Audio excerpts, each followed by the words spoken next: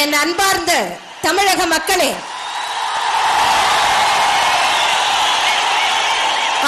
என்னை வாழ வைக்கும் தெய்வங்களாகிய தாய்மார்களே, இதே தெய்வம் புரட்சி தலைவர் எம்ஜிஆரின் ரத்தத்தின் ரத்தமான என் உயிரினும் மேலான எனது அருமை கழக உடன்பிறப்புகளே, தமிழ்நாட்டின் பல்வேறு மாவட்டங்களிலிருந்து வந்து வெள்ளமென இங்கே திரண்டிருக்கும் தமிழக மக்களே,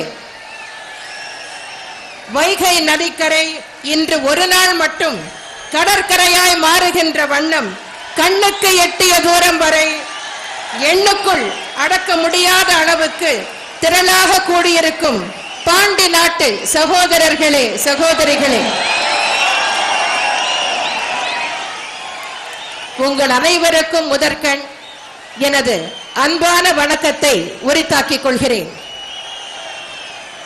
வைகை நதிக்கரைக்கு நான் வரக்கூடாது என்று கட்டவிழ்த்து விடப்பட்ட அச்சுறுத்தல் கடிதங்களை எல்லாம் நீங்கள் அனுப்பிய அழைப்பிதழ்களாகவே ஏற்றுக்கொண்டு நீதியுரை மதுரைக்கு நீதி கேட்க வந்திருக்கிறேன்.